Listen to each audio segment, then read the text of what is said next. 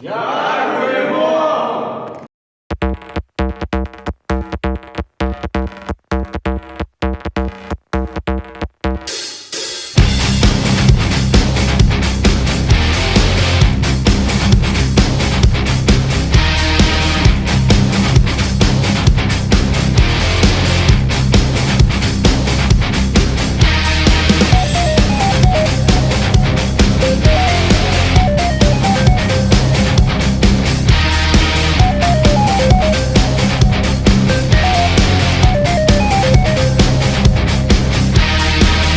durften nicht dazugehören, nicht sehen, reden oder hören.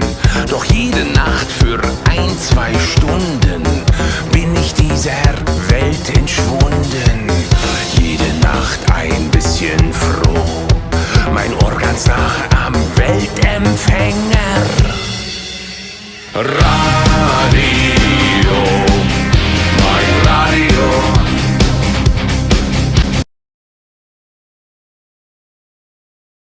Brandon, hey everybody. Hi Nika. Hello. Hey everyone. Nika managed to make it out to Kiev to collect all the goodies. And what we have here is a butterfly. It's a portable Uzi ultrasound thingy. We have night vision. We got some fancy scissors that my mom passed over from the United States. And Nika, tell me a little bit about what are you gonna do with all these goodies? So it turned out that for medical evacuation, portable ultrasound can be extremely useful and sometimes really crucial when you have damaged intestines or something like that, to investigate if a person has internal bleeding. Also, basically to see if the patient has any sort of free liquid in the cavity. But in combat conditions, it's most of the times blood, and I do really appreciate that, because in my experience I had chance to work with scan model and with Suntap model, and both worked, but nothing was that perfect as butterfly. I didn't even hope to get it, but thanks to you and Brandon, I'm now getting it, and hopefully it will save not one life in my hands. Speaking of this, special thanks to Dr. Stephen Donnelly. It is actually due to his donation that we were able to pass on this device to our people on the front lines. Thanks to Dr. Steve Donnelly. And what do you need the night vision for? The night vision, I will not use my own hands perhaps, but it will definitely be in use for the medical evacuation team, because it will be used by my driver, since we most of the time work at night, and especially when we work directly close to the line and we have to take a casualty from the position to carry it down to the casualty collection point, and you cannot turn on the lights on the way. That is when night vision is extremely crucial to have. I gotta say that Brandon, a bit jealous. We should have gotten these like way back when, because when we were evacuating you from the minefields of Soledar, if you remember, we got into a tiny little car crash because we were blind as fuck and we couldn't see any shit. This is what saves people at night. But well, this one will work with you and your driver, and I'm really happy that this all is gonna be put to use and not being stored at my location anymore. Cut.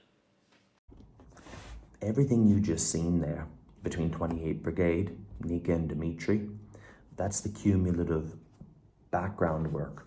Svetlana in the Netherlands, who Seth from NLIFAC helped make that happen. From Sophie in Liverpool, who supplies our radios, Harley made that connection for us, cemented it. To him and Dmitry, hardly gets the gear, flies from Manchester to Poland, and then drives all around Ukraine and delivers to other people, delivers my stuff, gives stuff to Dmitry that he can't get out. Those radios are complicated. R7 radios, the programmer has to be pretty good. They have to go to Garfield from Hospitallers in our battalion, who is a real clever nerd, because if someone programs them wrong in Donbass, well, it's not going to go well. It's a waste of time. A lot of things have to happen in the background, you know, and they're very tedious. They're very boring sometimes. They require patience.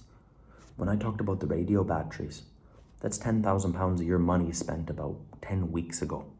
That's just sitting dead. We'll get those batteries next week. Chip shortage. You've heard so much about it. Taiwan, geopolitics, China. Not really for me to talk about.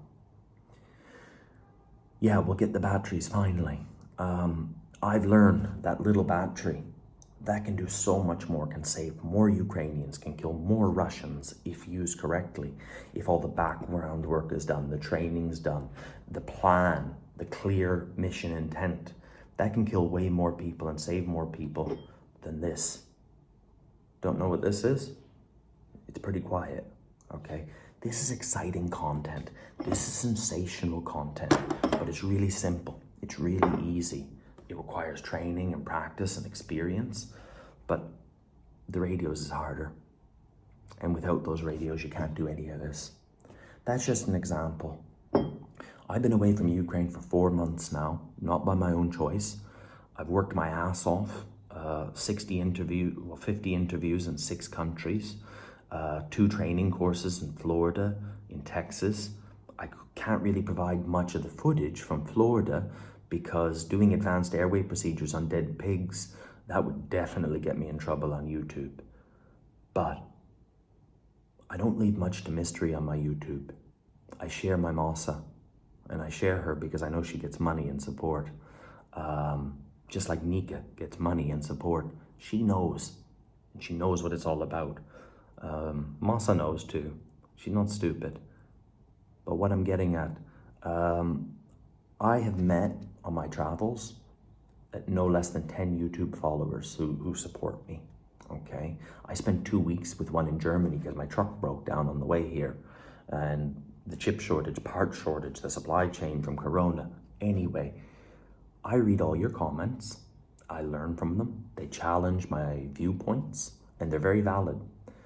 But by meeting people abroad, I'll talk about Prigozhin later and one person's reaction and upset about my lack of reaction. I learn how people generally think. With lack of information on all of us foreign volunteers, sometimes it's filled in with imagination. You know, Nika's the future, Nika's the future. Is she the future? I've heard people write she's going to be president, she'll be ambassador to the UN. Someone else argues, no, she will have children, she will finish her medical studies, and then she will be president. It's a joke, but the sentiment is real. The spirit is real. Lack of information, you can fill it in yourself. Don't be so proud to deny, I would never do this. You might, okay? Am I that great? Am I that bad compared to what some people have said? Neither is true.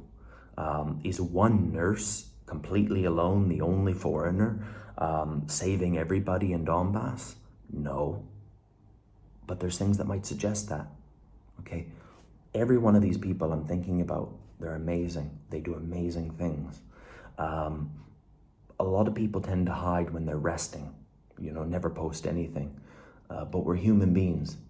I was told not to post things on my travels abroad. Why wouldn't I want to share eating the best ribs in Florida with you? You know, I know out of my 67.5 thousand followers, only about 3,000 watch everything to the end of what I have. And I think they might be invested in me personally. I've met no less than 10 of you, and it's been a really beautiful experience so far. I'm willing to bet that's where 95% of my financial support comes to do all this work. So, no, I won't be vague. And I'll put this video out, but I won't break chronology. I'm in Ukraine. If anybody knows Johnny FD, this is his living room, okay, if you follow his channel. But the point I'm trying to make here, these things take time. The radio batteries took many months. Just one, for example, generators last year with Enrico. We provided over 130 generators, 100 of them diesel. It took many months, there were many failures. There were 3-4 of them that went completely wrong. I shared about that because of faulty alternators. I bought a bad brand, I made it right. But mistakes happen and we'll continue to make mistakes.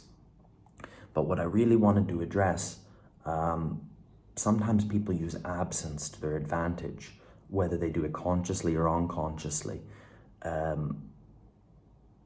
When you're not suffering, you know, suffering gets support. But what about when you're having a good time? Every one of these people that are volunteers, foreign volunteers, and whether you sign a contract with a unit, with the International Legion, you can break that contract at any time. You're a foreigner. You're not obliged to stay here. Many of the people that you see on my channel, they're not on contracts, they're unpaid volunteers. They need support, okay? Dimitri needs support. He won't do social media, so I always support him. I give money to Harley too, but you can support him too. So Harley needs support. Rebecca needs support. Okay, there's other volunteers out there that you've seen on my channel. Okay, Ignat needs support. But we can leave at any time. So my philosophy is, with all that boring background work, yeah, this is simple. This is real simple. I can make really, not to sound cynical, I can make fantastic content, and I have before, but it's my choice to go there or not. I want it to be as prepared as possible. I want the communications to be perfect. I want the med supplies to be the best I can provide through you guys or through other networks, that I can choose on the best terms possible, and to keep providing help to, well, people like 28 Brigade, people like 82 Brigade are asking for help now. I got to get more night vision. You know, Harley delivered to 82 Brigade some generators, an EcoFlow. I know one of the medics there fairly well. I know his old colleague who's no longer here. But you know, I just want to help the people I know. That's what I want to do through you guys. But I'm back in Ukraine. Things are not going to plan. I was 2 weeks delayed in Germany, car repairs, okay?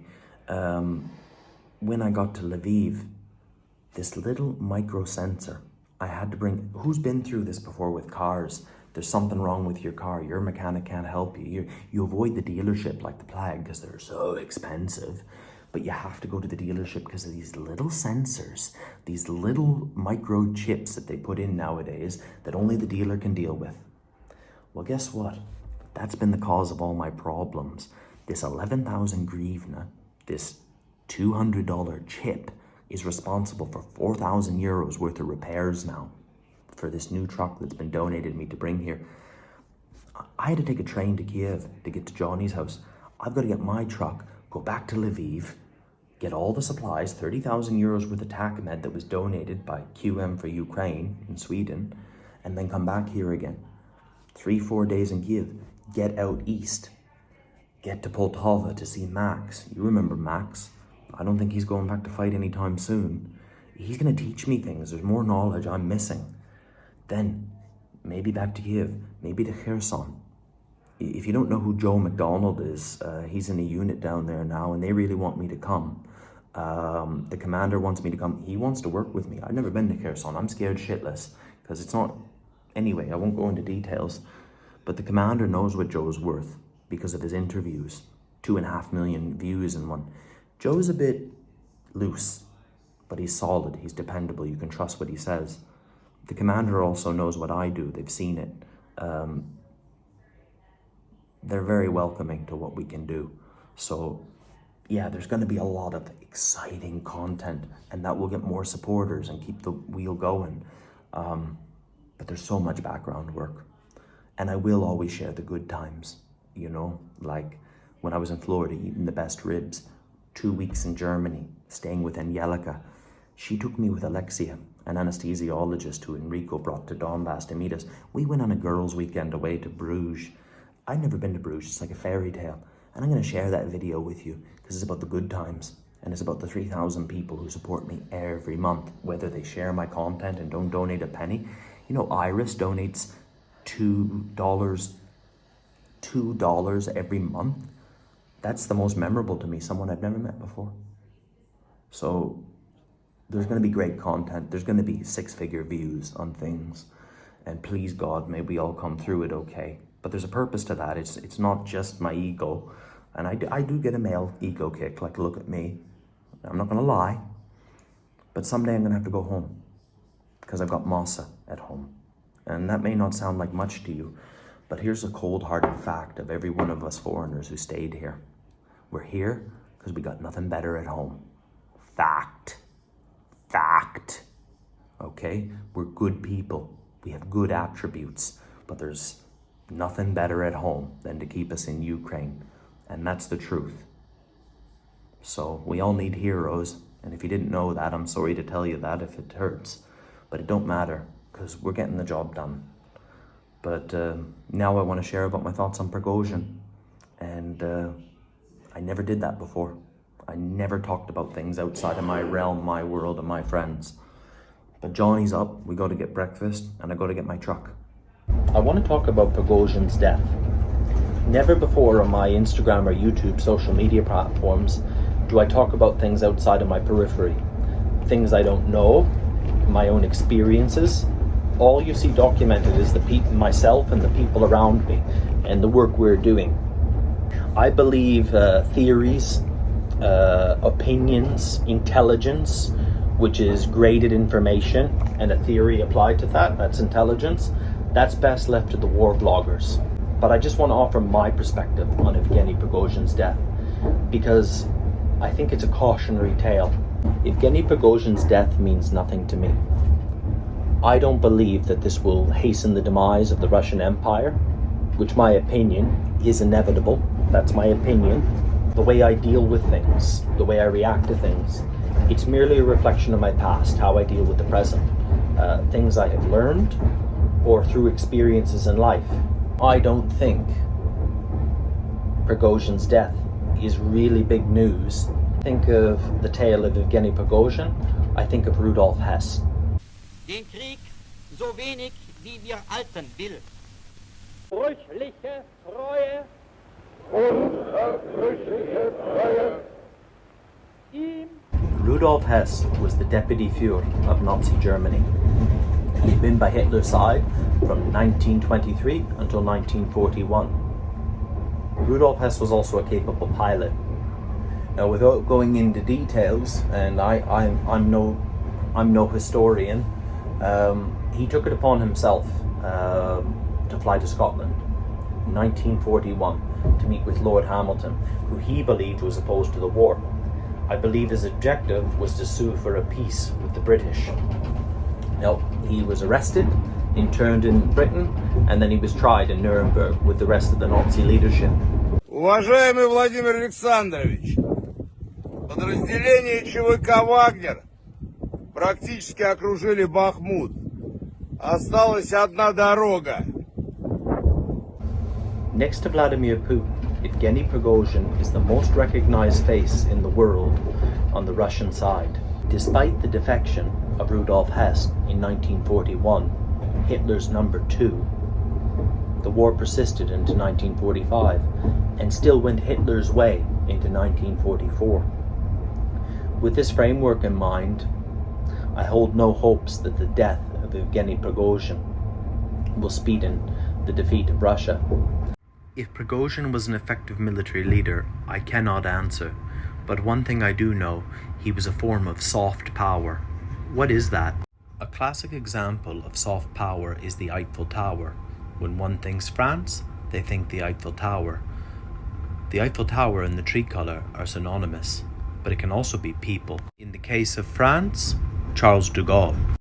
Had it not been for Winston Churchill and our soft power, we would have never secured Lend-Lease, which ensured our survival in the war. Montgomery, Patton, Rommel, all generals inspiring their men and striking fear to the enemy. In President Zelensky, we have the current, most recognized face in the world and the greatest soft power. I believe our objectives in peace can only be attained militarily through a decisive defeat of the Russian Federation. That's not to completely dismiss soft power. Sure, in World War II, there were many generals that were captured, killed, in scandals and discredited, yet the war continued.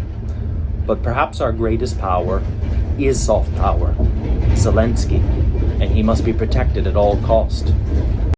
I've even been able to create some soft power of my own, and through that time I've learned, and also learned of others on YouTube. Georgie's, Arthur, Andrei, Jake, Willie, Andrew.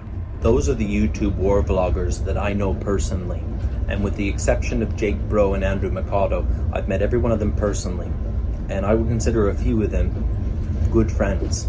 Good friends. See, on my way back to Ukraine, my truck failed. Because of one simple part, I was delayed for 2 weeks.